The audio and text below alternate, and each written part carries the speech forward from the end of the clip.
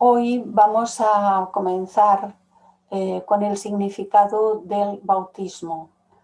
Geoffrey Hodgson nos dice que significa, en el sentido más oculto de esta palabra, significa entrar en la corriente de ese proceso más superior, de ese proceso de la evolución de la conciencia que nos lleva a estadios más elevados de ella. Y vamos a ir viendo de qué nos está hablando.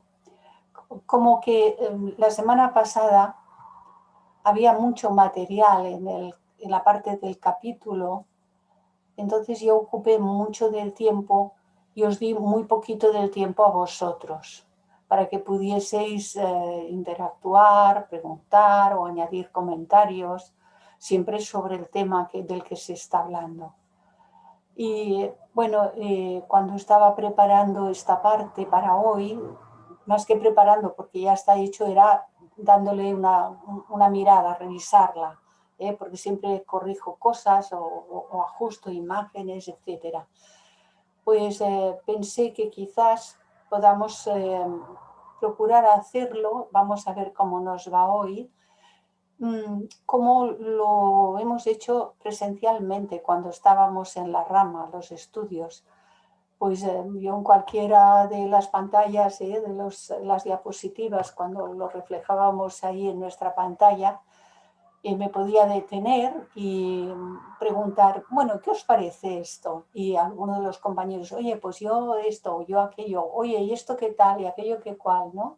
Siempre pues con la moderación de no tomar la palabra y hacer una conferencia, porque no se trata de esto, se trata de mantenernos centrados en lo que estamos estudiando, pero quizás así, pues para todos también, para todos vosotros y yo misma, pues también pueda ser bueno.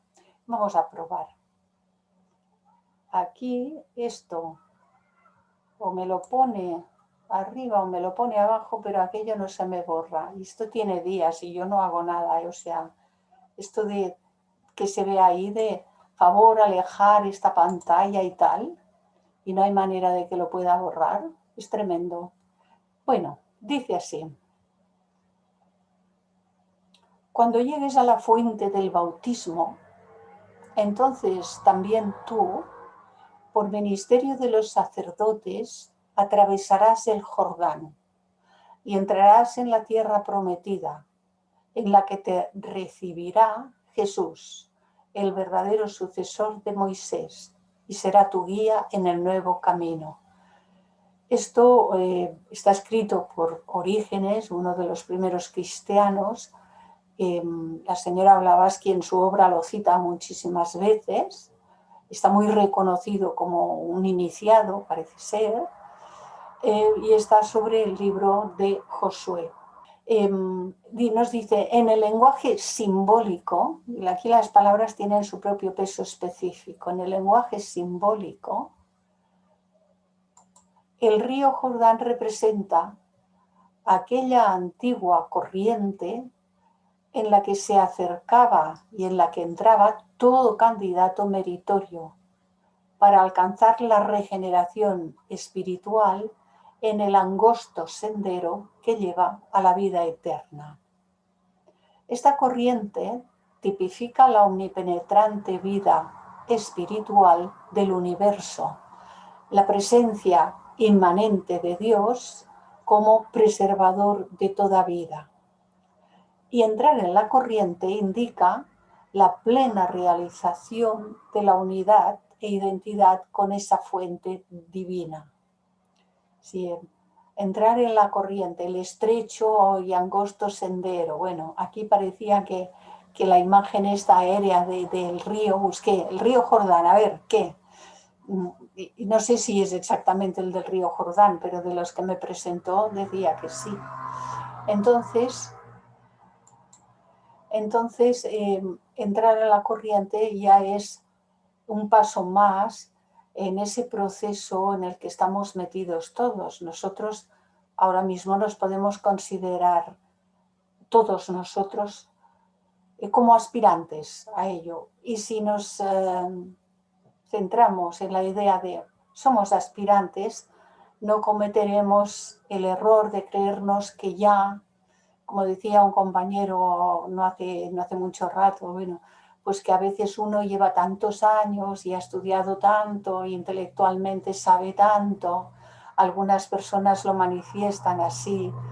Bueno, y esto es un error de interpretación, porque el contenido intelectual de la mente concreta puede ser enorme. Podemos tener ahí una biblioteca entera, pero cerebro y mente concreta, que son los que se relacionan constantemente a lo largo del proceso de la encarnación, ese contenido va a perecer con los trajes de la personalidad. O sea que saber todo eso nos sirve ahora hasta donde pueda ser útil, pero no significa realmente saber más.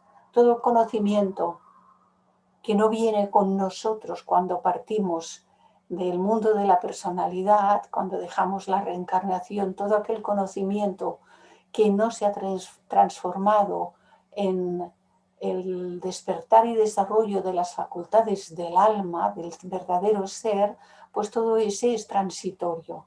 A la siguiente encarnación hay que seguir aprendiendo, hay que volver al colegio, hay que aprender un oficio o una carrera o un tal o un cual, porque venimos en ese sentido, venimos en blanco, con algunas tendencias y algunas facilidades, pero hay que aprenderlo todo de nuevo. Entonces, yo es que yo ya todo esto ya lo sé, como en tantas ocasiones he escuchado, ¿no?, de algunas personas, yo todo esto ya lo sé.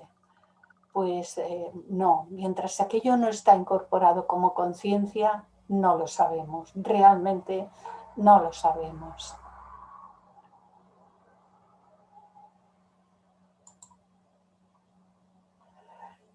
Ese es el profundo significado del bautismo de Jesús, para cuyo estudio tomaremos el capítulo 3 del Evangelio de Mateo, nos dice Geoffrey Hodgson.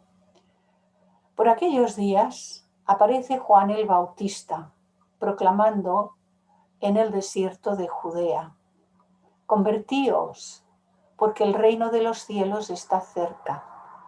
Este es el anunciado por el profeta Isaías cuando dice: voz que clama en el desierto, preparad el camino del Señor, rectificad sus sendas. Así introduce Mateo a un nuevo personaje, Juan el Bautista. Como vimos en el capítulo 2, sus actos personifican las influencias admonitorias y espiritualmente estimulantes del yo interno sobre el yo externo. Representa el despertar del idealismo, el crecimiento del poder de la conciencia, el amanecer de la intuición o la naturaleza crística en el hombre. Dice el despertar, ¿no? Ese es como un proceso. El amanecer es un proceso.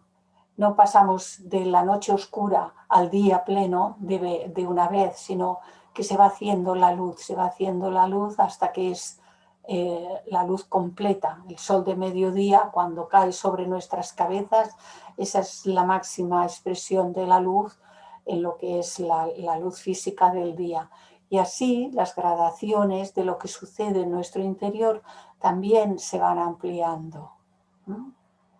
El hombre permanece a oscuras y sin inspiración mientras no alcance en su evolución el estado en que su conciencia predomina, su conciencia con C mayúscula. Aquí es donde digo yo, pongo mayúsculas porque hay que entender que no es la conciencia vigílica de estar aquí, que tal y tal, sino que habla de la conciencia espiritual, de la conciencia divina, ese factor en nosotros, ese estado de ser que está en desarrollo en cuanto a la evolución del individuo.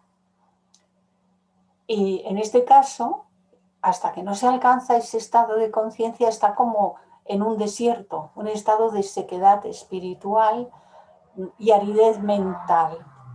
Y realmente es cierto, ¿no? A veces hay personas que comentan o que me han comentado, es que mira, pasó por una fase que aquello que yo pensaba tener, como que parece que no lo tengo, pero es como una soledad, es como un vacío, no sé lo que me pasa y tal. Y cuando alguien me comenta alguna de estas cosas en su propio lenguaje y a su manera, pues claro, he de recordarle, ¿no? He de recordarme a mí, como he de recordar a todos. Tengamos en cuenta que hemos de pasar por esas pruebas. Luego más adelante vienen y las especifica y las explica muy bien. Hemos de pasar por el desierto. ¿Sí? Hemos de pasar por él. Pero no nos tiene que asustar, porque todas las cuestiones son transitorias. Son los momentos más o menos largos, pero son transitorias. Pero cuando, y aquí a ver si me deja, cuando el yo interno comienza a asumir el poder director, cuando el yo con mayúscula interno comienza a asumir el poder director, ya no lo tiene tanto la personalidad, y el carácter y la conducta entran en un proceso reformador autoiniciado, voluntario. Entonces esta etapa bien puede describirse como la voz de la asceta que clama en el desierto. Recordemos que está hablando de Juan el Bautista y que por nacimiento, por lo que simboliza el nacer antes que Jesús, viene a simbolizar el estado precursor de conciencia en cada uno de nosotros antes de que llegue ese desenvolvimiento crístico. Por las etapas, volvemos otra vez a las gradaciones, a esas gradaciones paso a paso, peldaño a peldaño, ascendiendo en el sentido de vibración y ampliando la conciencia. Es como cuando Jesús llama a sus discípulos, los llama, y estos, dejando las redes, le siguen. Sí, dejan. ¿Qué dejan? A ver, y si físicamente se tenían que alimentar y tenían que seguir con sus tareas y pescando o haciendo lo que fuere. No nos vamos a meter en el proceso físico, pero simbólicamente dejan lo que es de tipo material para ir a lo que es de tipo espiritual. Simbólicamente. De ahí nuevo la palabra hemos de tenerla siempre como muy en cuenta para no tomar lo físico por lo superior, no confundir. Los mitos y todos están hechos a base de estas cuestiones que no se pueden confundir. Y Jesús representa místicamente al morador íntimo, la mónada del hombre. Atma, Buddhi, Manas es esta tríada. El ser realmente es esta tríada. Atma, Buddhi, Manas. Y Jesús representa a su llamada. Indica el rayo de poder impulsor.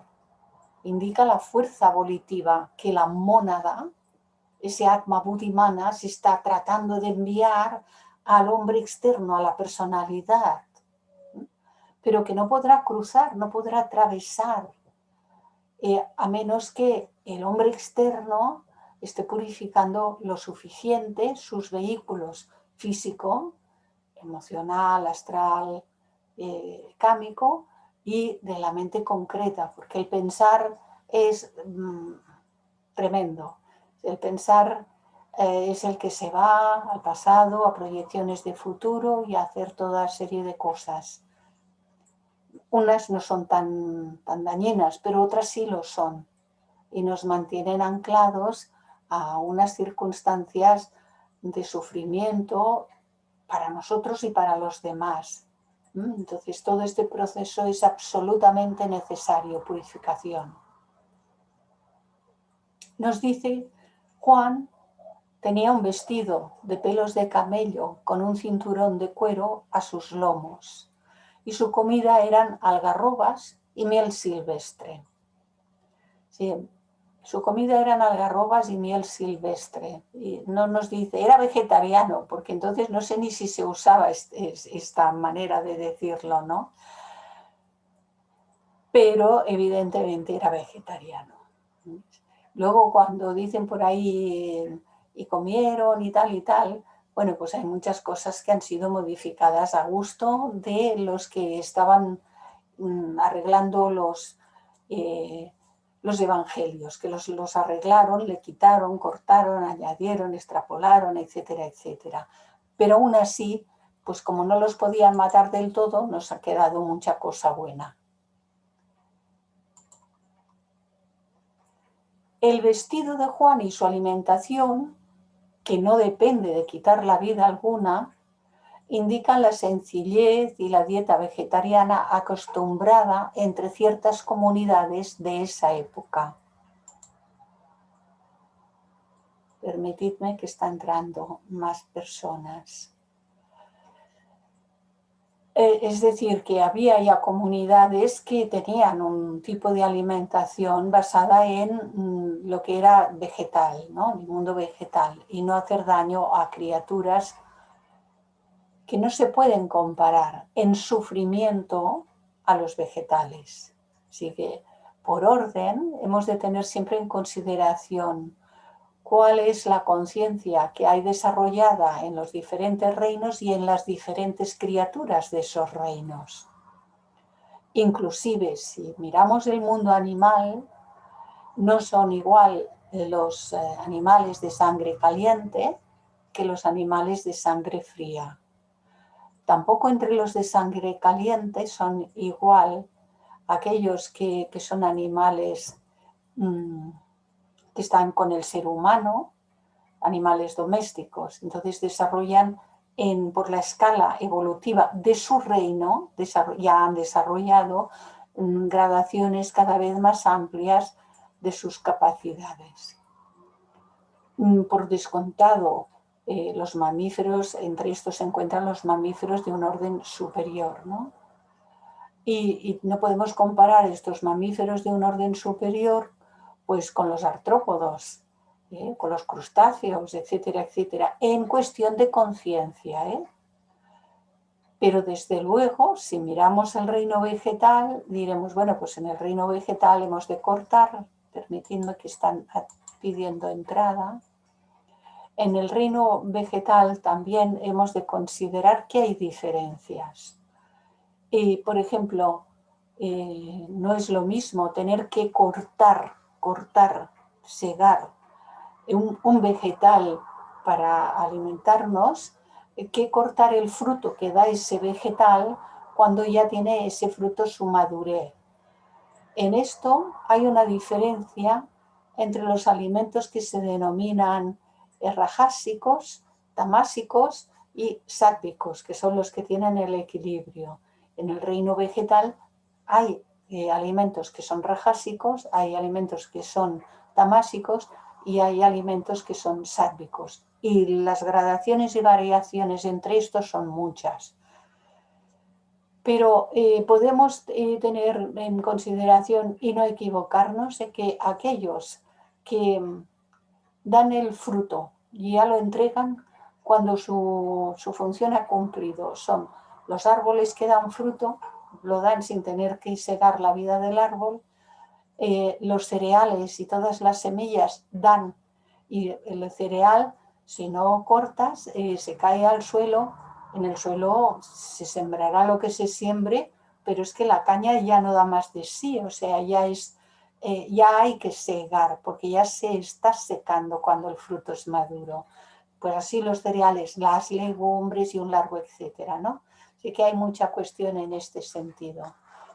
Y es por esto que los seres más elevadamente evolucionados adoptan la vida vegetariana y de la vida vegetariana adoptan aquella que la naturaleza brinda sin tener que hacer mayores daños. Sí, es gradual, porque como la evolución del ser humano es gradual, lo que nosotros vamos adaptando y adoptando de la propia naturaleza está de acuerdo con nuestro desarrollo de conciencia. Así que es lo que decía, que este régimen se sigue todavía en casi todas las comunidades establecidas para estudiar y obedecer las reglas del desarrollo espiritual acelerado. Pero claro, a nadie se le obliga a nada. Cuando una persona decide entrar a formarse más profundamente, es una elección propia. Semejante ascetismo fue escogido también por Jesús, el Buda y otras encarnaciones de seres superiormente desarrollados. La misión de Juan el Bautista implica la necesidad psicológica de una sumisión total para alcanzar mayor poder. Es decir, la misión de ese estado de conciencia que habrá en cada uno de nosotros cuando sea esa precursora del posterior estado crístico, implicará para nosotros, para cada uno de nosotros, la necesidad psicológica, es decir, es una necesidad que viene de lo interno, de una sumisión total. ¿A qué? A las leyes superiores, no una sumisión a un poder material, a una presunta identidad reconocida como el Papa, etcétera, etcétera, etcétera. Nada de todo esto, ningún ente físico que pueda ser tomado como el que manda qué es lo que hay que hacer, sino que es la necesidad que viene desde lo interno de cada uno. El vestido y la comida de Juan simbolizan la sencillez y el ascetismo que se adoptan en esa etapa de la evolución humana, de acuerdo con esa ley superior, con la ley con mayúscula. Hay que trascender los excesos de toda clase. En el tema de la alimentación, yo podría decir ahora, y seguramente no me equivocaría, salvo alguna excepción, que todos comemos más de lo que se necesita para vivir. Así que hay que trascender, perdón, que hay aquí una admisión nueva. Vale, alguien que estaba entrando. Hay que trascender los excesos, hay que trascender los egoísmos, ¿no? Estar pensando siempre en lo que yo quiero, en lo que yo necesito, en lo que me gustaría, en tal. Bueno, es que hay como una especie de autoadoración para ver qué es lo que mi cuerpo quiere, lo que mi mente quiere, lo que el cuerpo... Porque el cuerpo astral no quiere si la mente no habla. Sí, están en relación continua y constante, ¿eh? Entonces, hay que trascender las codicias y los hábitos embrutecedores, aquello que no nos enaltece como seres humanos, sino que nos rebaja, nos degrada como seres humanos.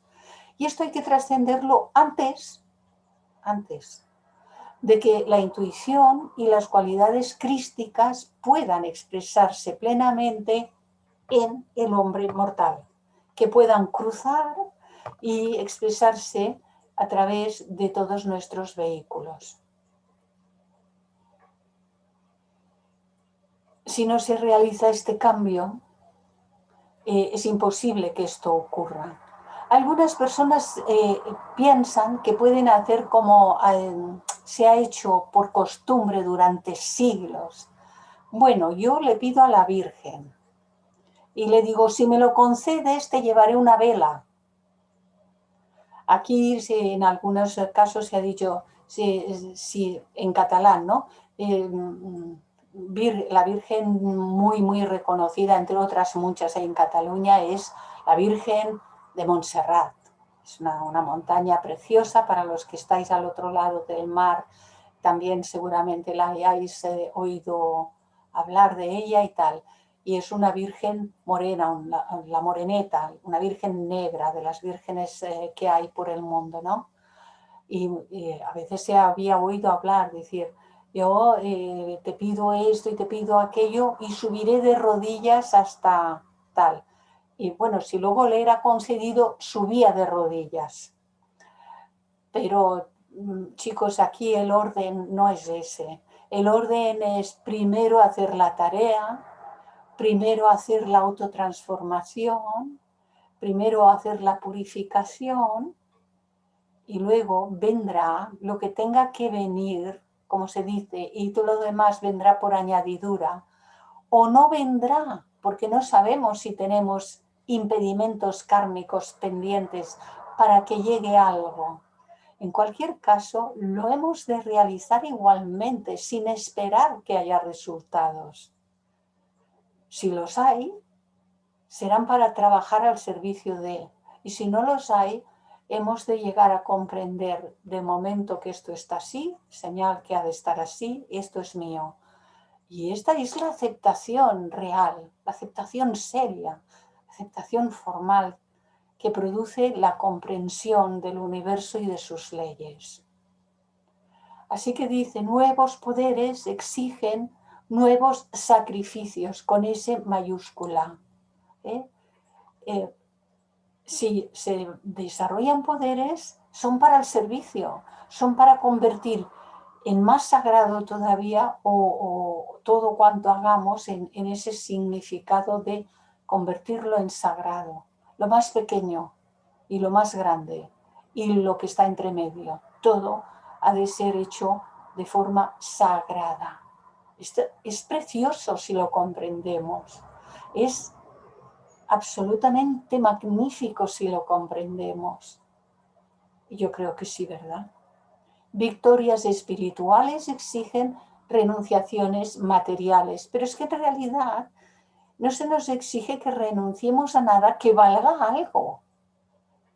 Lo que se nos dice es que la exigencia es de renunciar a todo aquello que degrada al ser humano y por medio del ser humano daña a la colectividad humana, a la humanidad entera. Claro, si queremos progresar espiritualmente, esta es una exigencia, pero esta palabra no nos debe de asustar, entendiendo a qué se refiere, comprendiendo a qué se refiere. Y Ixu, ¿dónde sigue, está la lombriz? Ixu. y sigue diciendo por boca de Mateo. Acudía entonces a él Jerusalén, a él, al Bautista, toda Judea y toda la región del Jordán, y eran bautizados por él en el río Jordán, confesando sus pecados. Ahora hemos llegado a esta diapositiva y, si os parece, hago un alto aquí. Podéis abrir el micro si queréis comentar alguna cuestión acerca de esto que hemos estado hablando en estas diapositivas. Yo, Clarisa. Clarisa. Sí, a ver, me parece que es María Teresa y Sí. Salomón. Salomón. Ahora sí veo más, luego lo tendré que volver a cerrar. Perdón, María Teresa, vale, que ahora veo un poco más, ahora os veo un poco más. ¿Vosotros veis mi pantalla, esta de las ventanitas, o solamente la vuestra? Sí, lo vemos. Vale, bueno, está bien. Sí, está bien, si se puede hacer algo así. María Teresa y luego Salomón, por favor. Sí, yo te quería preguntar, porque me ha sorprendido que en Mateo 3:4 Jeffrey Hodgson habla de la dieta, ¿no? De que come algarrobas y miel. Entonces, en todas las Biblias que yo conozco, tengo bastantes, entre Sí. ellas la Reina Valera, bueno, yo he estado consultando, Sí. comía langostas y miel silvestre. Entonces me ha sorprendido esto sí, de las algas. es verdad, ahora que lo dices recuerdo que yo también... Me ha sorprendido lo de las algas porque a partir de ahí, claro, desarrolla toda una temática sobre la dieta vegetariana. No sé, me gustaría más que nada si hay alguna referencia de qué tipo de Biblia utiliza.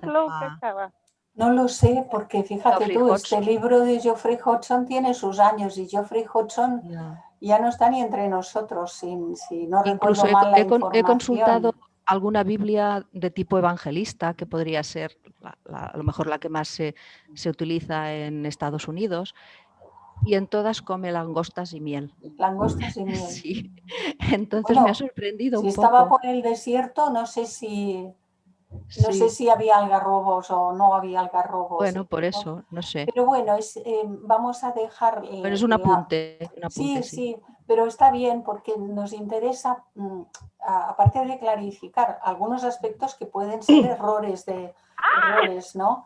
Errores de traducción, en este caso no, porque sería muy diferente una cosa de la otra, pero a veces los hay.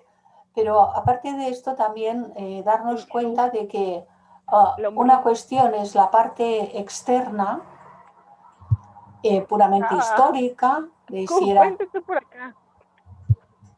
Alguien está por ahí hablando con el micro Sí, abierto, que lo y- cierre, por y- favor. Ya se lo he Abridlo, pedido, es Yas Ya Sabo. está. abridlo solo cuando vayáis a a hablar vosotros, por favor. Entonces, la cuestión importante es qué simboliza, ¿no? Desde el punto de vista del desarrollo de lo superior, del ocultismo con O mayúscula, el desarrollo de nuestras facultades superiores. Y desde el punto de vista de nuestras facultades superiores, lo que significa el proceso va de acuerdo con el menor uso posible de todas las cosas, entre ellas, por supuesto, la alimentación, sí, el vestido, lo que es la ropa, un prudente y moderado uso de la ropa, que no sea a base de hacer daño a otras criaturas si se puede evitar. Mirad, si uno está entre los inuits en el Polo Norte o en otros lugares, pues habrá muy pocas posibilidades de que se pueda alimentar de vegetales y de que se pueda vestir con otra cosa que no sean las pieles de foca, etcétera, etcétera, ¿no? Y todo esto es muy comprensible. Pero dentro del proceso, el que está ahora entre los inuits y no puede hacer otra alimentación más que la que le brinda la naturaleza, otro día, según sus aspiraciones internas y espirituales, nacerá en otras condiciones y tendrá mayores posibilidades de acceder a una alimentación que no signifique matar animales. En nosotros, ahora, la mayoría de nosotros, según los países en los que hemos nacido, vivimos, etcétera, tenemos muchas posibilidades de adoptar una alimentación vegetariana. Tenemos posibilidades.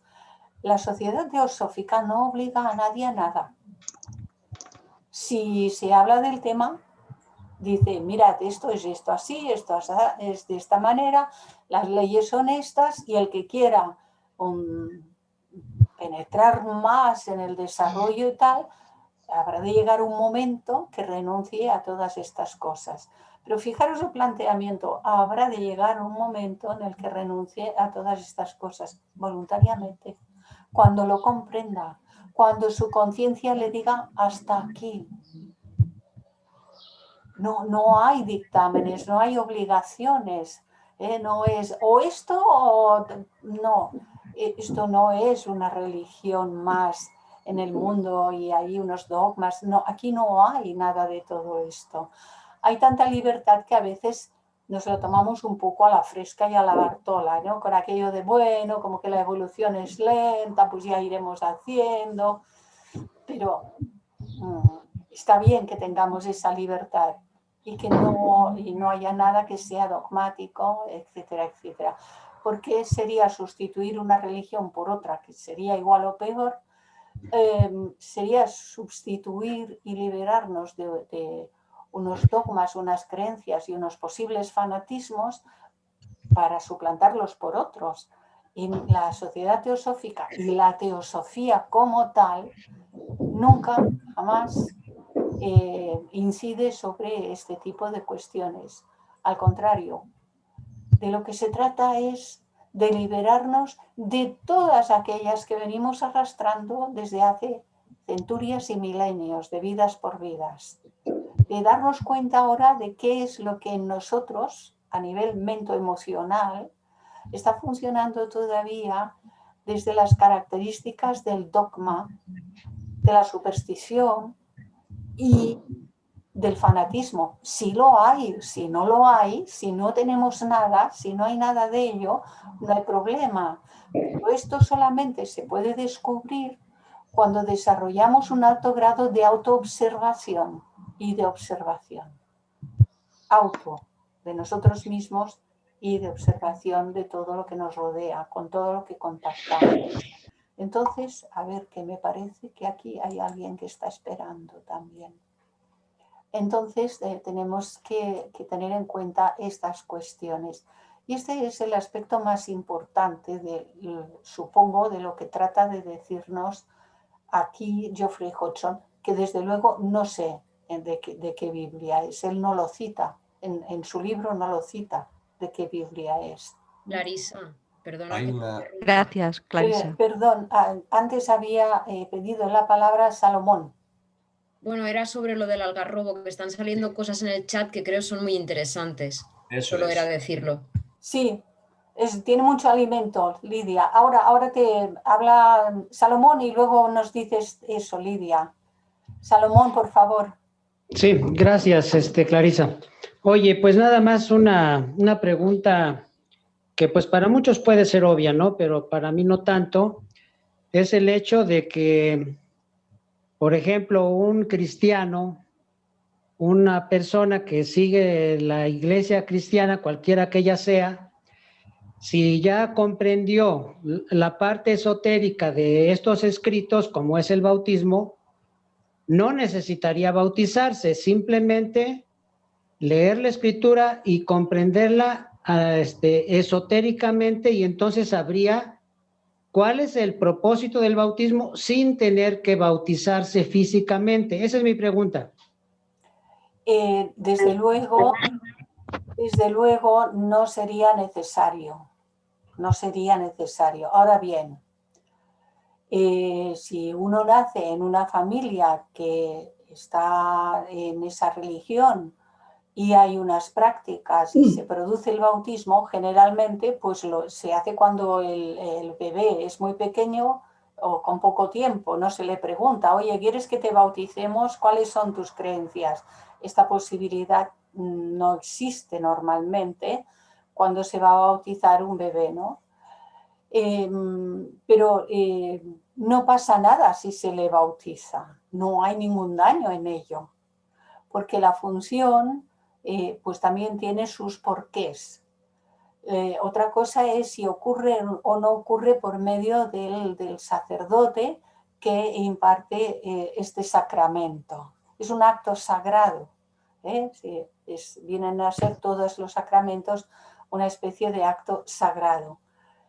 Por ejemplo, Voy a subir para ver el acto de la primera comunión, pues uno realmente ese acto lo hace internamente, pero tampoco pasa nada si por cuestiones de familia va y toma la comunión. Eso ya se produce en otra edad, pero tampoco hay mucha madurez. Aquí se hace a los 9 años, entre 8 y 10 años, la primera comunión. Si yo hice la primera comunión. Árbol de langosta. Y luego mis hijos dijeron que no la querían hacer y ellos no la han hecho, la primera comunión. Y se les respetó, porque ya los vi yo que tenían suficiente comprensión para decidir si la hacían y por qué. Si la hacían, para qué era, ¿no? Entonces ellos tomaron su decisión y es muy respetable. Pero no pasa nada. Yo he sido mayor y he ido a la iglesia con familiares míos en determinadas cuestiones muy puntuales. De joven había ido con la frecuencia con que iba mi familia, pero ya de mayor lo he hecho de manera muy puntual. Y si yo me he acercado a tomar la comunión, no pasa nada. Quiero decir que no debemos fanatizarnos ni para adherirnos de manera que aquello sea imprescindible, ni debemos rechazarlo de manera que lo consideremos pecaminoso, cuando se trata de algo que no es pecaminoso. Hay otras cosas que pueden serlo, pero en este caso esto no tiene mayor importancia. Muchas gracias, Clarisa. Perdón, y por último, y para acompañar a la familia, que a lo mejor siguen con sus propias creencias, y no hacerles sentir mal, y no hacerles sentir que les rechazamos, porque ellos pueden no comprender qué es lo que estamos haciendo nosotros. Entonces, como eso no va contra la conciencia, les podemos acompañar y hacerles sentir bien. Porque esto también hay que tenerlo en consideración, el estado de conciencia de nuestros propios familiares. Siempre y cuando sus acciones no vayan a producir un efecto contra nuestra conciencia, les podemos acompañar perfectamente. ¿De acuerdo? Gracias, Clarisa, muy amable. Gracias a vosotros. Lidia, por favor, habías dicho algo sobre el algarrobo. Y solo comentaba que en el chat de aquí del Zoom habían personas que habían comentado cosas interesantes sobre el algarrobo, diciendo que es conocido como el árbol de la langosta y que el algarroba también se le puede llamar pan de San Juan. O sea, vamos, diciendo que era una interpretación, el hecho de que comiera langostas no era literal. Mira, ves, también es interesante este aspecto y muchas gracias por comentarlo. Yo es que ahora no puedo mirar los chats, estoy todavía, solamente vigilo los que están intentando entrar, que de vez en cuando todavía aparece alguno, y veros a vosotros. Hola Clarisa, quería hacer un comentario yo también. También he encontrado que se le llama el árbol el rey del desierto, porque aguanta mucho en zona árida y sin agua el algarrobo. Sí, aquí había muchos, en la zona mediterránea había muchos antiguamente, incluso aquí en el barrio yo había visto algunos, y mis hijos iban a comer algarrobas cuando eran pequeños, aquí en el barrio donde vivo. Estoy en zona mediterránea.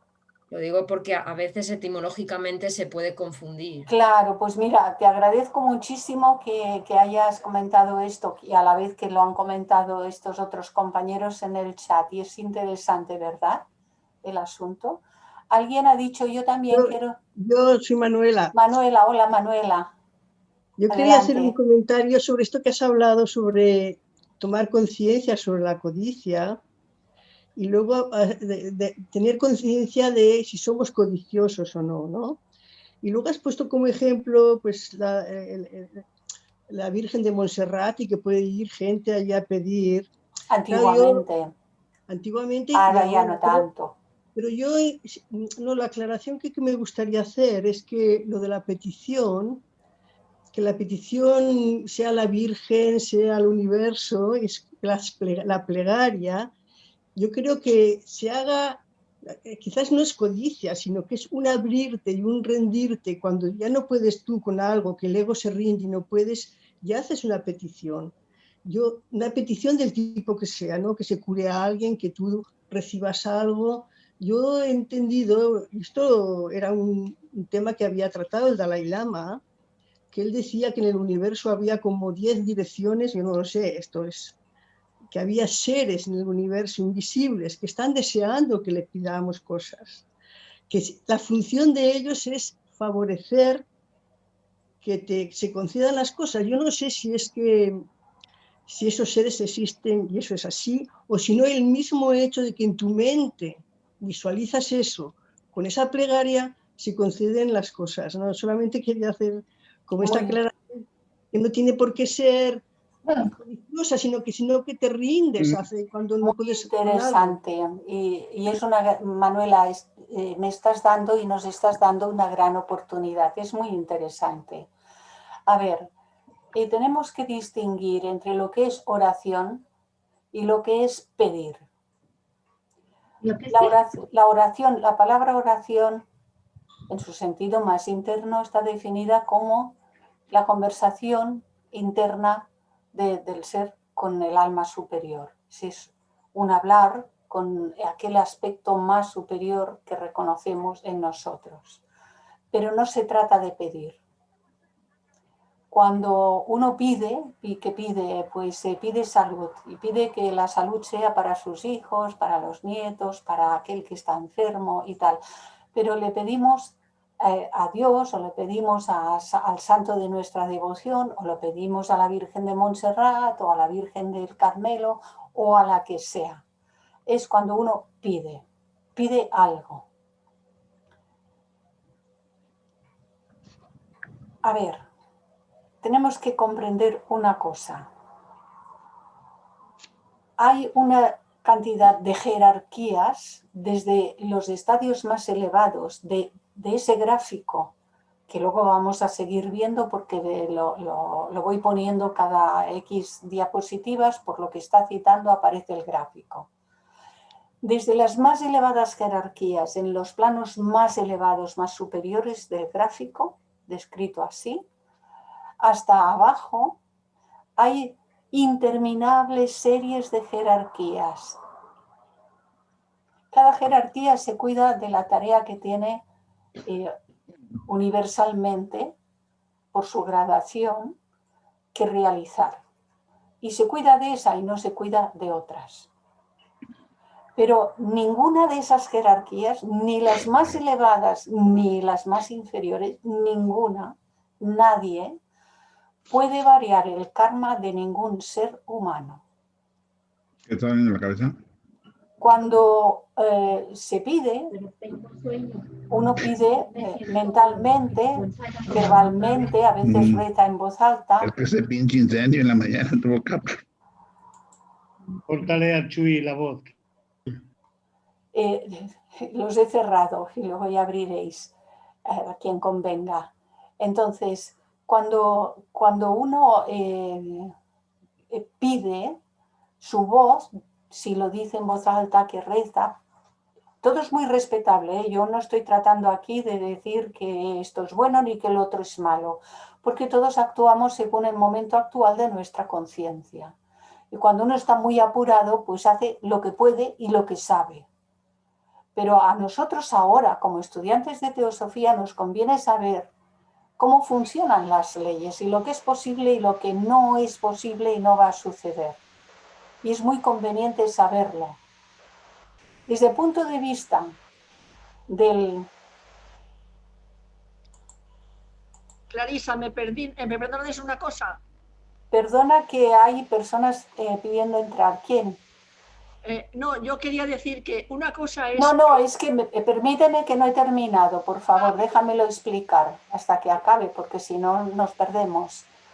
Entonces, una cosa es lo que uno por necesidad se ve impelido a hacer y no tiene otros recursos y se acuerda de que pues se ha ido a la iglesia y que rezaba y que pedía y el Padre Nuestro y el Ave María y otras cuestiones y lo hace. Todo eso es muy respetable. Pero aquí lo que estamos estudiando es cómo funcionan las leyes universales en todo el universo, en todas las galaxias del universo, de lo arriba a abajo, de lo grande a lo pequeño, y en nuestro universo local, que es el sistema solar, hay unas jerarquías, unas series de jerarquías que van desde las más elevadas a las más inferiores. Cuando nosotros pedimos, por la boca sale en el plano físico, mentalmente surge al plano mental, el agrado, la intensidad y la emoción surge al plano astral cámico, el pensamiento se reviste de materia astral, circula por el plano astral y esto llega hasta donde llega. Si aquello que pedimos está de acuerdo con el karma de la persona a la que se está solicitando aquella ayuda, le llega la ayuda. Si aquello que pedimos está en desacuerdo con el karma de la persona sobre la que se está pidiendo, no le llega la ayuda. Esas entidades que citabas, que el Dalai Lama dice, hay entidades que ayudan, que están sirviendo a la ley, no están sirviendo a las personalidades de... Cuando yo pido para fulanita o pido para menganita, pido para cuál. No están sirviendo a las personalidades, están sirviendo a la ley. Y si es de ley, pueden actuar, y si no es de ley, no pueden actuar, porque ellos conocen la ley. Esas jerarquías conocen la ley. Esas jerarquías pueden saber si yo merezco o no merezco tal ayuda y tal auxilio. Y no hay favoritismos. No porque uno pida más, se le va a dar más. Y porque uno no pida nada, cuando merece un auxilio, no le va a llegar. Aunque uno no pida nada, cuando le ha de llegar un auxilio, le llega. Igualmente. Y entonces, ¿para qué sirve que yo pida o no pida? Pues tenemos que tener en cuenta algo que es muy importante en el momento del proceso en el que estamos entrando o estamos inmersos. Cada uno ha de observarse. Hay una analogía. La ley de analogía nos sirve para explicar muchas cosas. En una casa, en una familia, en la analogía, en la familia humana, en una familia hay los abuelos, a veces bisabuelos, los padres y los niños de diferentes edades. Y cada uno de los niños pide según su edad. Pero los adultos son los que dan, no piden. Los niños piden, los adultos dan. En el proceso evolutivo en el que estamos inmersos, si nos ha llegado la hora de dejar de pedir para ponernos a dar, ya tenemos que tomar esa decisión. Como dicen los maestros en alguna de las cartas Mahatma, faltan muchas manos. Faltan manos. ¿Para qué? Para trabajar. Faltan manos para laborar por el bien del mundo. Y si estamos pidiendo, no estamos dando. No estamos emanando. Cuando uno quiere, yo quiero. Y cuando uno ama, se abre y ama. Y todo esto viene desde lo interno. Entonces hay que tener el conocimiento de cómo funcionan estas leyes para que cada vez más adecuemos nuestras conductas mental, emocional y físicamente a esas leyes superiores. Y no digo que esté mal si uno pide, si reza, si no reza. Esto cada quien ha de saber dónde está y cada quien ha de funcionar y reconocerse y hacer los cambios que comprenda, no los que dice Geoffrey Hodgson, no los que dice HPB, no los que dice el Buda, sino lo que comprende, y los que dice Clarisa todavía menos, sino lo que comprende. Cada uno ha de hacer de acuerdo a lo que comprende. Pero miremos la analogía. Los adultos dan, los niños piden.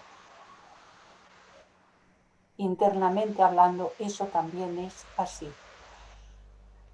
¿Queremos seguir siendo niños?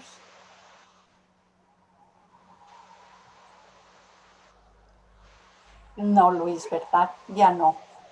Clarisa, ¿me Sí, permites Mari Carmen. una pequeña aclaración referente a lo que has leído antes de el pedir, el egoísmo y las codicias? Una cosa es pedir por los demás y otra cosa es chantajear a los de arriba. Si tú me das esto, yo te ofrezco una vela o te ofrezco esta promesa de ir descalza hasta aquí o hasta allá. Eso es chantajear a las jerarquías, estén donde estén. Claro. Eso no es dar con amor, eso es pedir chantajeando. Claro. Ese pedir no vale para mí. No. Y no digo nada más. Ese es peor que el otro, pero bueno, son las gradaciones, Mari Carmen. Gracias. Me callo. Patricia ha levantado la mano también. Hola Larisa, muy buenas tardes. Hola. Dos cuestiones. La primera cosa, ¿por qué pedimos cuando somos nosotros el yo soy? Nosotros estamos a semejanza de Dios, por lo tanto lo tenemos todo internamente.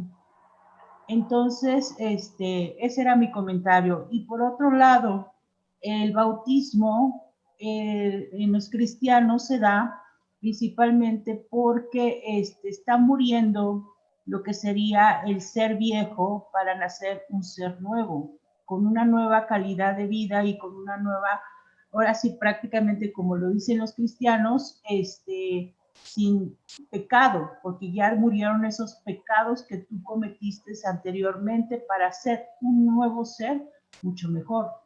Ese es el fundamento del bautismo dentro del cristianismo. Como simbología está bien, pero ya vemos que después del bautismo en una iglesia, el bautismo físico, los seres humanos seguimos cometiendo muchas atrocidades y muchas cosas de cierto tipo y gradación, de todas las clases, en general. No hablo de nadie en particular, por favor, pero en general. Todos hemos sido bautizados y mucha gente que ha sido bautizada ha acabado cometiendo las peores fechorías, ¿verdad? Otros no.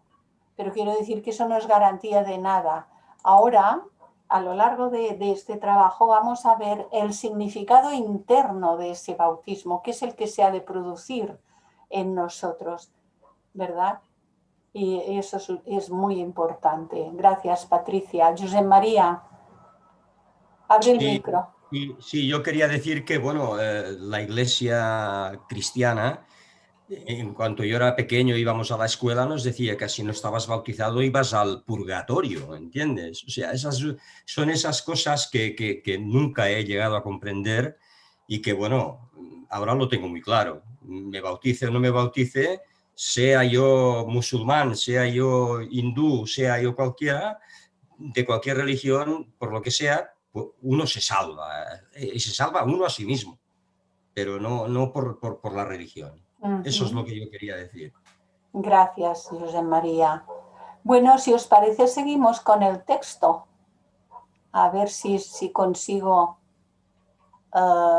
poner la pantalla.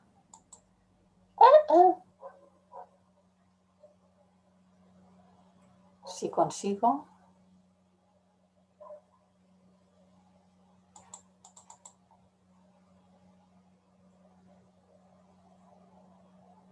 Ay. Ahora. Vale. Que sense moure'l em feia mal. Ha anat baixant, Sí. No. Abren el micro, pero no sé.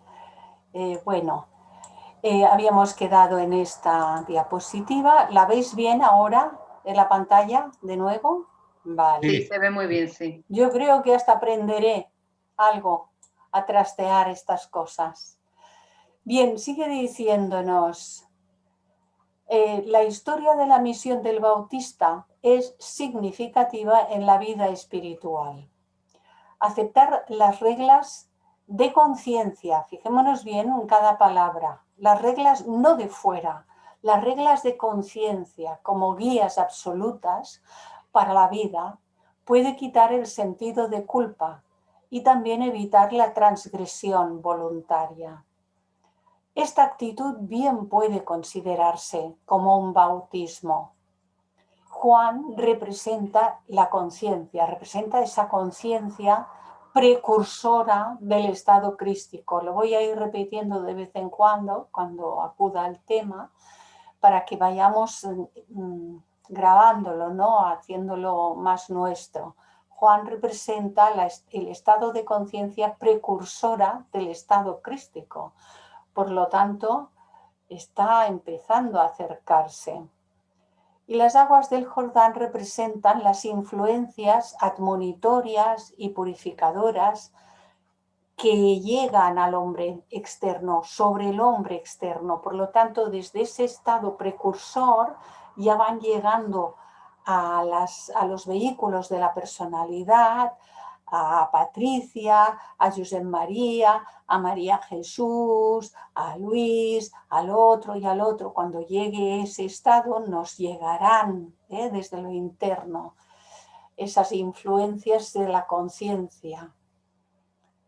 y son admonitorias y purificadoras, porque por un lado lo que percibimos desde la pura personalidad todavía, la mente concreta, que piensa, razona, es que he leído esto, me parece que tal, debería hacer, claro, claro, porque si no sé qué, lo pongo muy en concreto, ¿no? Y por otro lado, lo que llega de arriba, que facilita eso también. Se unen las influencias de arriba con las reflexiones todavía concretas, medio así, algo más abstractas cada vez, porque son gradaciones, gradaciones, gradaciones, gradaciones que van ascendiendo. Entonces, aparece Jesús como símbolo de todo ser humano. Jesús, el hombre físico. Juan, el estado anterior, la conciencia precursora del estado crístico. Y Jesús, como cualquiera de nosotros, como José María, como María Jesús, como Patricia, cuando llegue esa etapa. Porque el hombre físico ha de pasar por todos esos estados de conciencia graduales y cambian. Y todo esto incide sobre su carácter y sobre su modo de vida. El bautismo ceremonial sin la adopción de una elevada norma de moral puede ser una mera farsa. Por eso decía, sí, a nosotros nos han bautizado, pero luego hemos hecho lo que podíamos y lo que sabíamos y no siempre ha sido tan perfecto ni tan bueno, ¿verdad? ¿Quién sabe? De cada quien ha de saber lo suyo. Y sigue diciéndonos Geoffrey Hodgson, en cambio, un bautismo interior, aquí aludía a Salomón, pero el bautismo, ¿no? En cambio, un bautismo interior que emana de la parte espiritual de la naturaleza humana puede ser una fuerza potentísima y una influencia tan elevadora que afecte la totalidad de la vida del bautizado. Sí, eso es algo que fluye desde nuestros aspectos más superiores hasta llegar a la propia personalidad. Y entonces no necesita ni sacerdote ni agua bendita, pues ha encontrado dentro de sí mismo todo lo necesario. Pero recordemos el comentario que he hecho, no rechacemos a los que lo necesitan y no rechacemos cuando nuestros propios familiares necesitan. Les podemos acompañar, no pasa nada, esto no mancha, esto no ensucia.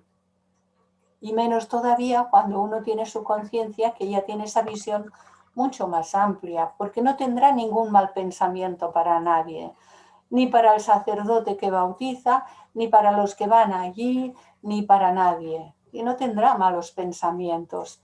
Irá, acompañará y bendicirá. En el silencio, sin decir nada.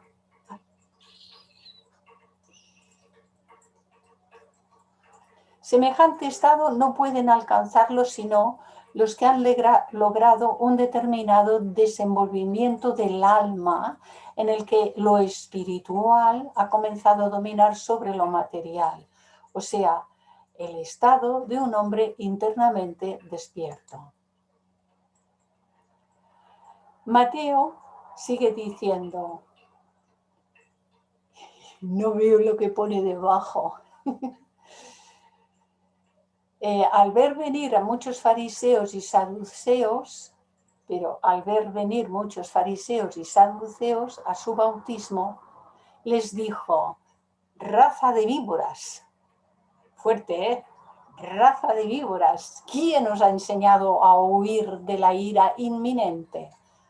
Dad pues digno fruto de conversión, y no os contentéis con decir en vuestro interior, tenemos por padre a Abraham, porque os digo que puede Dios de estas piedras dar hijos a Abraham. Ya está el hacha puesta a la raíz de los árboles, y todo árbol que no dé buen fruto será cortado y arrojado al fuego. Yo os bautizo con agua para conversión, pero aquel que viene detrás de mí es más fuerte que yo, y no merezco llevarle las sandalias. Él os bautizará en el Espíritu Santo y en el fuego. En su mano tiene el bieldo y va a limpiar su era. Recogerá su trigo en el granero, pero la paja la quemará con fuego que no se apaga. El bieldo es un instrumento para aventar las mieses en la era. Lo tuve que mirar porque no sabía lo que era. Bien, aquí precisamente dice, bueno, pues el bautizo con agua es una cosa, es un paso. En este caso, el bautizo del precursor, el estado precursor, es un paso importante para cada uno de los seres que lo alcance, pero hasta que llegue ese otro paso que es mucho más elevado, es tránsito, son gradaciones, ¿eh? Hay que pasar por todos los peldaños, por todos. Y sobre todo tener en cuenta, esto es importantísimo, no juzguemos a los demás seres. La profecía y la comprensión lanzada y la reprensión lanzadas por Juan a los fariseos y saduceos puede interpretarse como la voz de la conciencia que, cuando se la escucha, puede transmutar la dureza del corazón, puede transmutar el materialismo y el egoísmo en las virtudes de compasión, espiritualidad y desinterés. O sea, el estado precursor en nosotros nos tiene que estar advirtiendo, oye, ya está bien, deja atrás todas estas cosas que todavía te tienen atada al materialismo, a la ambición y al egoísmo. En mayores o menores grados, seguro que cuando esto sea así, será en muchos menores grados de lo que lo haya sido anteriormente. Pero es que para llegar al estado crístico no pueden quedar ninguno de esos grados. Por lo tanto, el estado precursor le tiene que enviar a la personalidad los mensajes muy claros. Y a esto le llamamos la voz de la conciencia. Y lo es. Es la voz del propio ser que en estas gradaciones envía, y nosotros a veces no le hacemos mucho caso, porque tira mucho lo de fuera, ¿verdad? Tira mucho. Hablo en general, por supuesto, no me lo toméis a nivel personal. Yo nunca hablo a nivel personal de nadie, a nivel general, cada quien sabrá. Y sigue diciéndonos Geoffrey Hodgson entonces, pero primero debe haber una limpieza de la naturaleza inferior, lo cual se indica aquí como cortar los árboles que no dan fruto y arrojarlos al fuego. Hay que haber una limpieza de la naturaleza inferior, lo que no da fruto, lo que es mantenernos aquí atrapados en lo denso, en lo grosero, pues hay que cortarlo de raíz, es una manera de decirlo. Semejante conversión y purificación seguirá naturalmente produciendo mayores y más directas manifestaciones del Espíritu.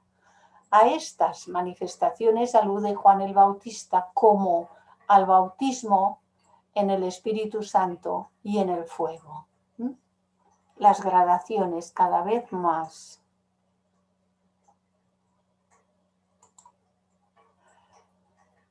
Juan resume así en su persona, sus obras, en su persona, en sus obras y en sus palabras, los requisitos para el progreso espiritual.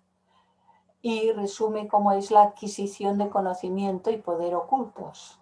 Despojarse del yo inferior y someterlo al superior. Son requisitos esenciales para semejante bautismo en el espíritu, que es la manifestación del poder divino interior en el hombre mortal exterior. El cuadro es precioso, ¿eh?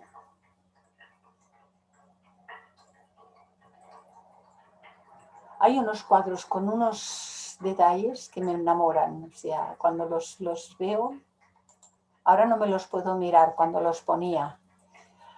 Se introduce aquí el simbolismo de los elementos del aire y del fuego como fuerzas purificadoras.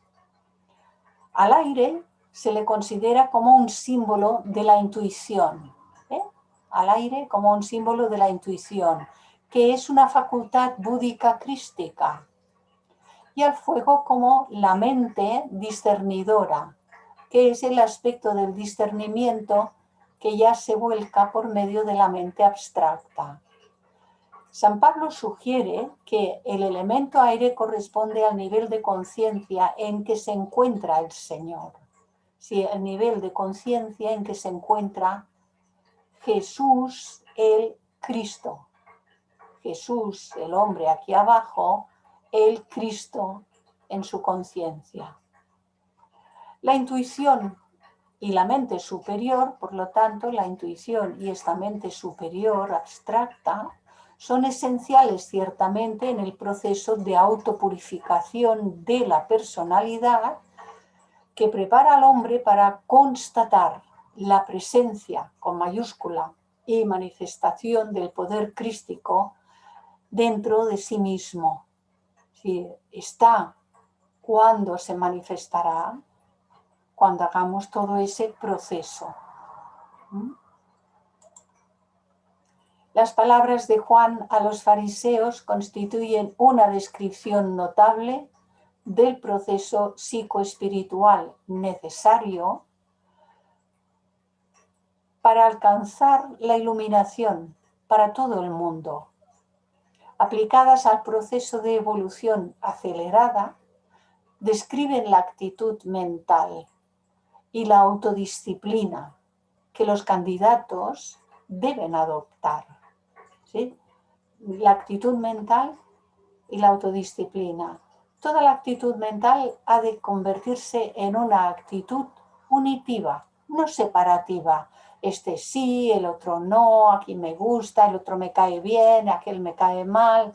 Todo esto son niñerías, todo esto debemos ya eliminarlo de nuestra actitud mental.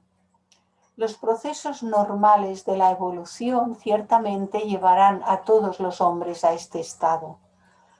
Pero los que aspiren a coronar las alturas espirituales más rápidamente, con el fin de servir mejor, se sienten movidos desde dentro a producir deliberadamente la transformación necesaria en su carácter y en su conducta. Sí, lo puse en violeta y subrayado porque es de capital importancia. Los que aspiren a coronar las alturas espirituales más rápidamente con el fin de servir mejor. No para estar mejor yo, sino con el fin de servir mejor. Estos se sienten movidos desde dentro a producir deliberadamente la transformación necesaria en su carácter y en su conducta. Veamos ahora algo del Evangelio de San Juan, que nos ayudará a comprender el simbolismo. Este cuarto Evangelio acomete la tarea de registrar la historia de Jesús para la posteridad, con intenciones específicas muy diferentes de las de los otros tres evangelistas. Este Evangelio mezcla el Cristo cósmico como verbo creador y el Cristo místico presente en todo ser humano, los mezcla con el Salvador histórico. Y esto tiene un porqué. Trata de mostrarnos que Jesús, el Hijo de María, Jesús aquí abajo, el Hijo de María, como una manifestación de Dios en sus dos aspectos, trascendente e inmanente, al efecto escoge los episodios de la vida de Jesús. Juan, el evangelista, escoge los episodios de la vida de Jesús que mejor se prestan para esta clase de presentación. Y también añade mucho que no se encuentra en los otros 3 evangelios. Aquí quise poner del diccionario la palabra trascendencia, que viene del latín trascendencia y significa cualidad que está más allá de los límites naturales. La trascendencia del ser superior. La unidad es un ser. Y la inmanencia es el ente intrínseco de un cuerpo. Y en filosofía se califica a toda aquella actividad como que pertenece a un ser. Lo que vemos afuera es la actividad, pero la actividad pertenece a alguien que la produce. Cuando la acción perdura en su interior, cuando tiene su fin dentro del mismo ser y se opone, por lo tanto, a trascendencia. La trascendencia supone, por tanto, la inmanencia como uno de sus momentos, al cual se añade la superación que el trascender representa. La inmanencia, como el ente intrínseco que hace algo desde su interior, y se añade la superación.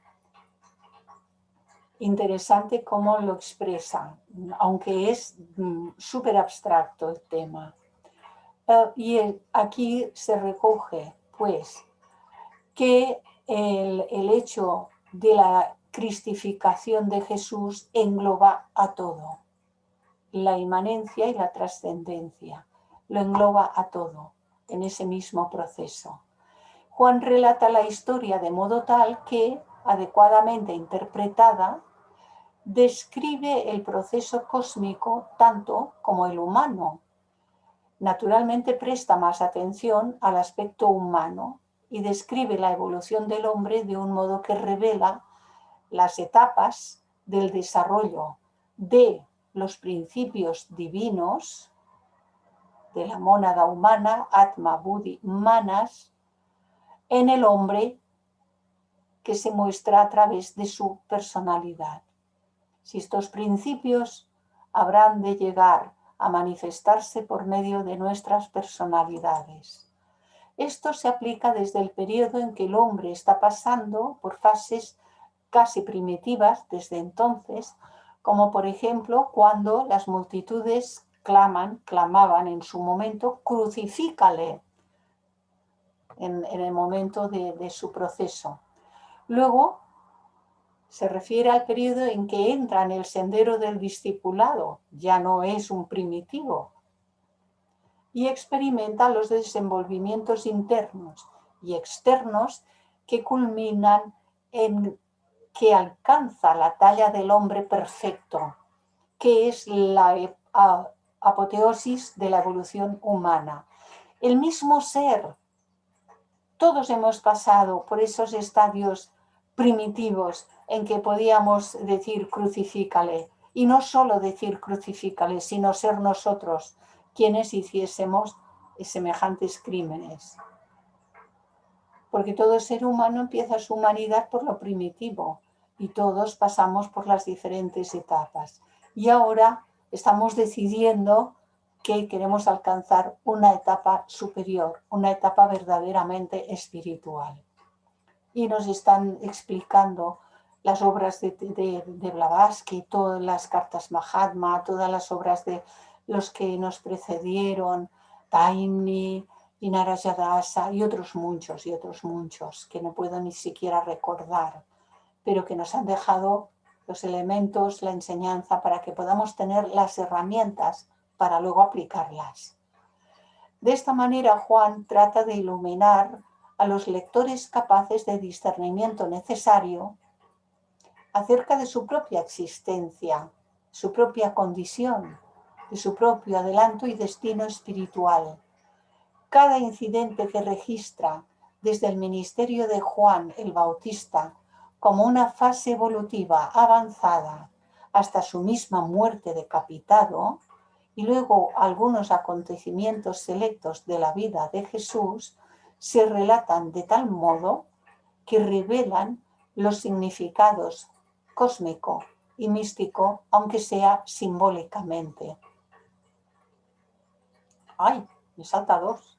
Ahora, El cuarto evangelio, el de Juan, el evangelista, obviamente es obra de un hombre o grupo de hombres, porque se escribieron mucho más tarde, profundamente versado en la doctrina del logos o verbo y también muy bien informado acerca del modo de vivir de la humanidad en la época actual y en el de los que marchan a la vanguardia en el camino de la evolución. Es decir, de los que con la ayuda de un maestro se mueven rápidamente hacia la culminación del propósito final de la evolución humana, descrito como las experiencias y actos de Jesús. Con la ayuda de un maestro de los planos superiores, y antes de que eso llegue, el maestro interior de los planos superiores, los maestros de la jerarquía, porque comparten esos planos superiores, pero antes de que llegue esto, pues con todo lo que se nos está facilitando, que lo hemos de también poder aprovechar inteligentemente.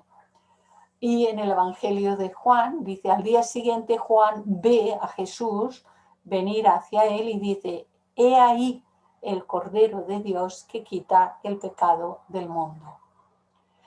De ese modo Juan el Bautista llama la atención de la gente hacia el joven que ha aparecido ante ellos, no como un mortal ordinario, sino como una verdadera encarnación de la Deidad Suprema. Esto muestra la etapa de iluminación alcanzada por un ser humano, lo divino dentro de un hombre que está en el umbral de la divinidad en su pleno desarrollo. El iluminado Juan llama la atención de otros. Juan el Bautista llama la atención de otros cuyas mentes pueden estar abiertas a la visión trascendental y al ejemplo viviente que tienen ante sí, como aquello en que deben convertirse algún día. Y esto lo hace en forma simbólica. El primer símbolo que utiliza es el de el Cordero de Dios. Un cuadro de Murillo que es preciosísimo también. En la banda llamada Filacteria dice, este es el Cordero de Dios. Y todo es un símbolo, como podemos ver. Aunque generalmente un corderillo evoca la imagen de una criatura sin mancha, juguetona y espontánea, para el pueblo judío tenía otros significados. Uno de esos era el de la promesa de supervivencia tribal, pues sus antepasados eran pastores.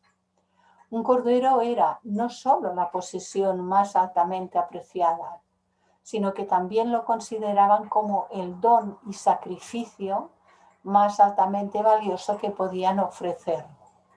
Sacrificaban a un cordero y lo sacrificaban hacia la deidad. Era pues para los judíos un símbolo de la máxima entrega de sí mismos en adoración. ¿Por qué el cordero? Pues porque todavía no se podían ofrecer a ellos a sí mismos. Y algunos dirán, pero vaya, mataban el cordero. Y los que estamos aquí, ¿todos somos vegetarianos? ¿No ponemos carne y pescado en nuestras mesas? Yo no lo he sido toda la vida. Yo ahora llevo muchos años que soy ovo-lacto-vegetariana, pero no lo he sido toda la vida. Entonces, se puede decir, ellos lo ofrecían a Dios, evidentemente luego hacían la fiesta y lo compartían con todo el pueblo, ¿no? Pero es que nosotros los ponemos en la mesa y ni siquiera somos capaces de bendecirla. Ya no hay costumbre, en general, algunos todavía la tienen. Con un sentido parecido se consideraba que Dios hizo el sacrificio de su único hijo, concebido u ofrecido divinamente, con el fin de que la humanidad pudiera trascender su índole mortal y pecaminosa y fuera redimida por el Cordero de Dios, que es el Cristo en nosotros. El símbolo es el Cristo en nosotros. El Cristo en nosotros, promesa de gloria. Por repelente que pueda ser este concepto del sacrificio de un cordero, sin embargo, es místicamente cierto. Místicamente, el ofrecimiento de nosotros. Dios ha ofrecido una porción de sí mismo, la deidad ha ofrecido una porción de sí mismo al manifestarse universalmente.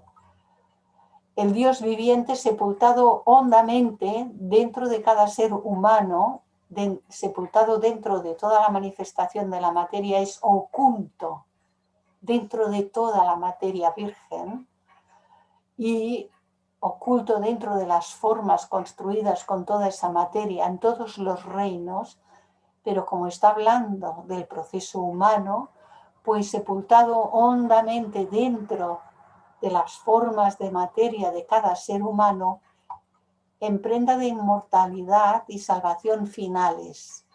Porque ¿cómo desarrollar la conciencia si no es por este medio? Como dice San Pablo, nosotros somos santuario de Dios vivo.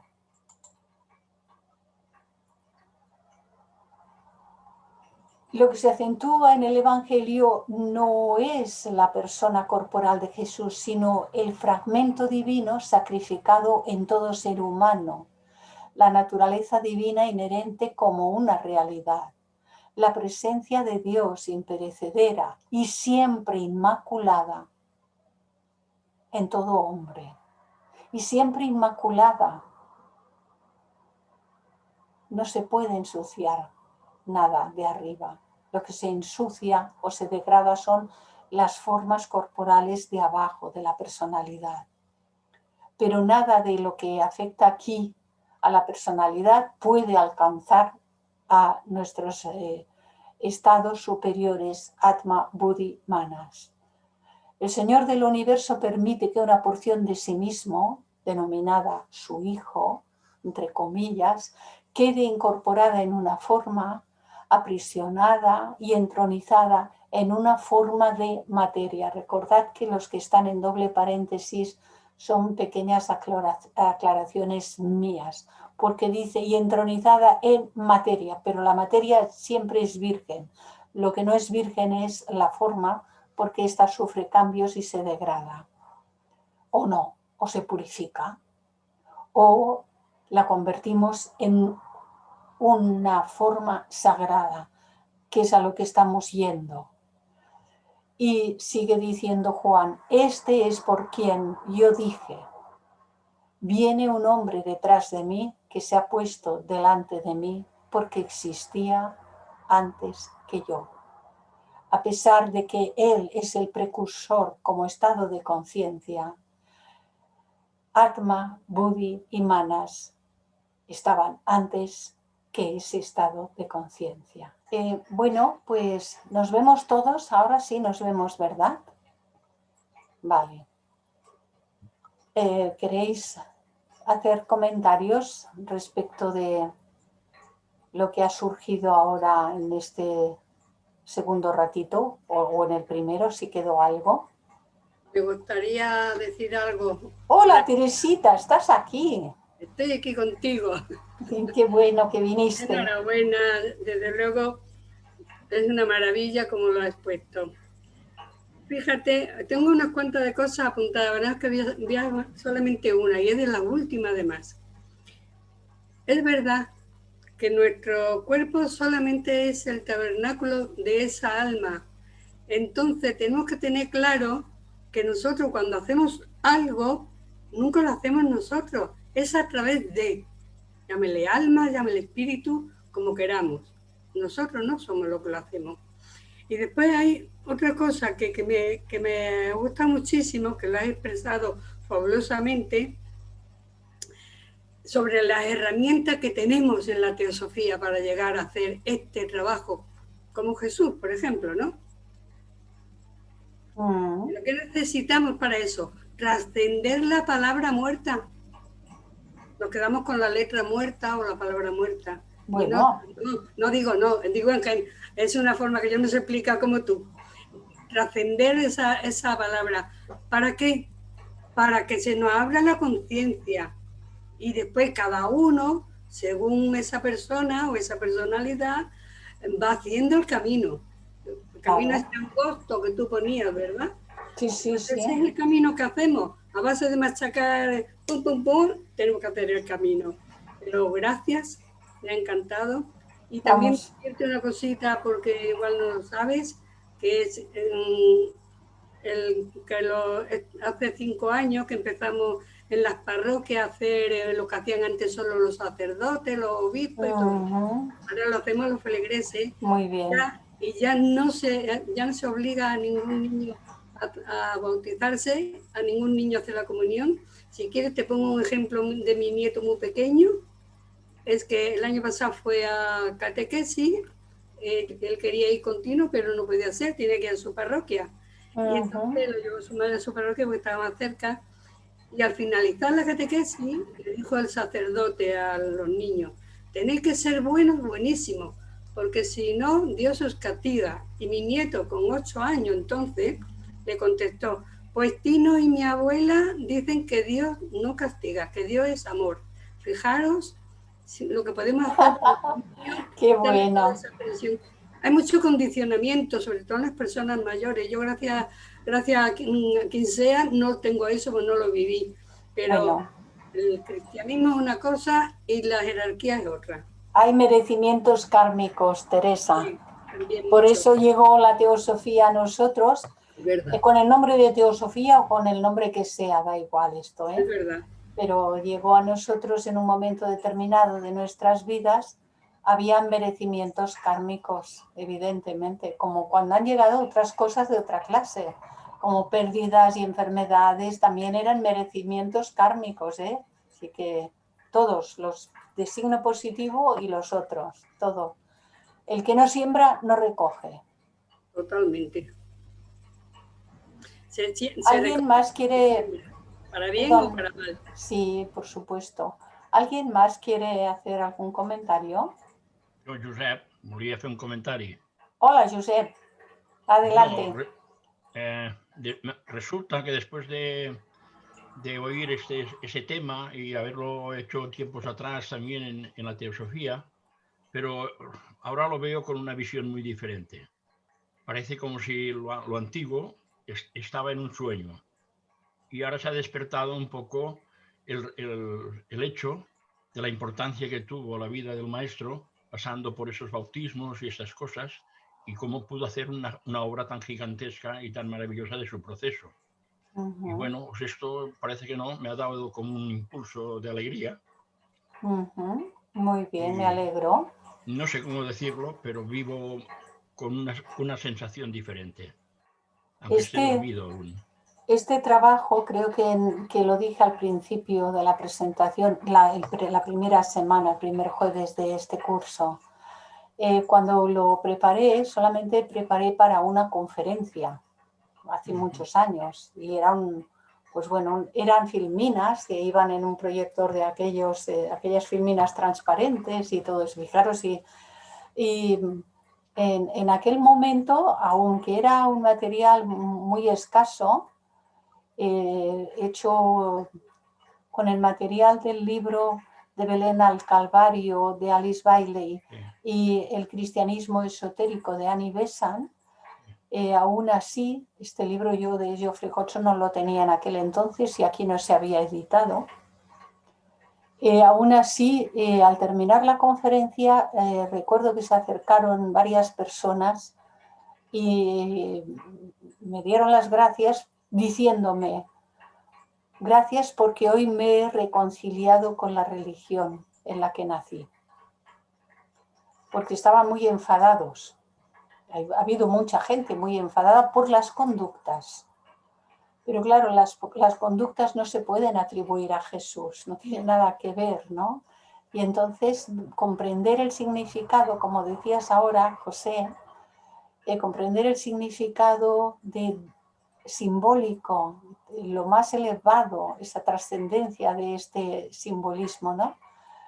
Nos ayuda muchísimo dándonos cuenta de que ahí detrás había un mensaje muy importante. Y con el mensaje de su vida venían los ejemplos y las herramientas que nos estaban diciendo, esto no es la vida de aquel ser, esto es que aquel que nació de un padre y de una madre como cada uno de nosotros, pudo alcanzar el estado crístico, que no tiene nada que ver con estar crucificado en la cruz, que de esto ya hablaremos cuando llegue su momento, muy interesante. No tiene nada que ver con estar crucificado en la cruz, pero realizar ese estado crístico en nosotros, Él nos dio el ejemplo, ¿no? Sí, así es. Y eso es importantísimo. Gracias, Josep. Igualmente per tú, Gracias a todos. ¿Quién más? ¿Alguien más quiere hacer algún comentario? Sí, yo también tengo que darles las gracias por este curso, porque pues a mí me educaron en las escuelas católicas. Terminé en un internado en donde las cuestiones católicas estaban primero que la educación. Yeah. Y realmente yo tuve una crisis existencial casi a los 18 años. Me cayó una especie así como de enojo, molestia acerca de la religión y esto me ha durado a lo mejor mucho en la vida y finalmente me retiré, ¿no? Uh-huh.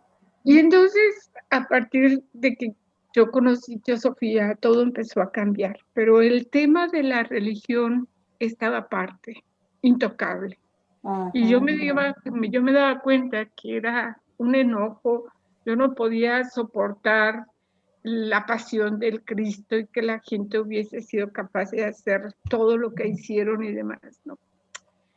Y entonces yo cuando vi este trabajo decía, si me meto o no me meto, o sea, estaba así como en una pelea conmigo misma, de que si lo tomaba o no.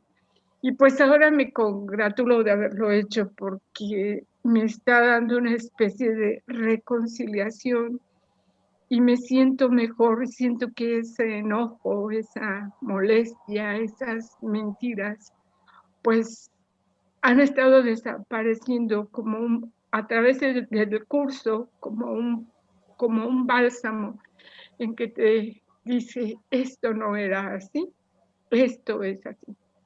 Muchas gracias al grupo y a ti misma por este curso. A ti, María Eugenia, y desde aquí te doy un abrazo con toda el alma. Muchas gracias. Este trabajo día a día pues nos aporta y nos aportará. Y habrá no solo María Eugenia, que yo me alegro muchísimo de que esto pueda ser el motivo de tu reconciliación en tu propio interior, porque uno se reconcilia consigo mismo, ¿eh? Es una reconciliación interior. Sí. No solamente será con María Eugenia, de lo cual me alegro infinitamente, sino que puede haber más de una persona que recoloque, que reordene. Yo misma, al prepararlo en su momento y tal, iba haciendo como un descubrimiento tras otro. No soy ajena a esto. No tuve la problemática grave como en el caso de María Eugenia, porque no tuve que ir a un colegio de esa clase y no tuve, tuve otras cosas, ¿no? Pero uno, sea cuáles fueren los motivos que han transcurrido en su vida, realmente siempre se ve en la necesidad de hacer una reconciliación en su interior con todo con lo que estaba en conflicto. Con todo, cualquier cosa, familia, entidades, seres, con todo. Nos hemos de llegar a reconciliar con todo. Y de esto trata este curso, de que nos vayamos comprendiendo y vayamos dándonos cuenta de cuál es el proceso por el que hemos de seguir paso a paso. Y me alegro infinito porque estoy segura, no convencida ni creo, sino que estoy segura, firmemente segura, de que esto podrá ayudar a más de 4 personas a través del curso. Me alegro infinito. Clarisa, buenas tardes. Hola, Alba. No, soy Mari O Carmen. María Carmen, pero Sí, sí, Mari Carmen. es que he visto la mano de María Alba, me ha parecido. Vale, Quería darte las María gracias. Carmen primero, sí, Vale. sí. No, habla tú. ¿Hablo yo? Sí, María Carmen. Vale, pues que quería darte las gracias porque me has hecho revivir momentos maravillosos con mi marido, que ya no está entre nosotros. Este cursillo lo hicimos en Alicante hace muchos años, vamos, lo dio principalmente él, duró todo un verano, toda una temporada, todo un curso, y lo tenemos todo guardadito en cintas, un cursillo maravilloso, trabajamos mucho, y ese compartir, ahora al escucharte a ti, lo he tenido a él presente aquí junto conmigo y reviviendo todo lo que estudiamos en aquellos días, que sirvió a tantísima gente, porque es lo que ha dicho María Eugenia, hubo mucha reconciliación, la gente estaba reñida con el catolicismo, con la religión, porque no la entendía. Y gracias a ese cursillo la gente volvió a ver las cosas como realmente se tienen que ver, según la conciencia de cada uno. Gracias, María Carmen. Alba. También es esa misma línea que a mí la teosofía, yo fui educada en la religión católica y después con la teosofía, pero comprendí, lo vivencié y siempre la parte institucional la tomé entre comillas, digamos, y la vivencio, toda la comprensión, leer todo desde San Pablo, lo vivo, tan lindo, y es una fuerza y una energía enorme te da. A mí a veces al revés me da pena que desde por lo menos en Argentina, a veces se habla más desde las tribunas teosóficas, cuando se dan conferencias, hablando mal de la religión católica. Y yo digo así, no estamos haciendo una comprensión de la teosofía y ahuyentamos a la gente. Bueno, todo tenemos que ir mejorando, ¿no? Como instituciones. Sí. Y más con los tiempos que corren, que es increíble la apertura de conciencia que está permitiendo todo esto planetario que está sucediendo. Sí, Alba. A ver, también hemos de tener una gran comprensión para exponer estos asuntos. Hemos de tener muchísimo tacto,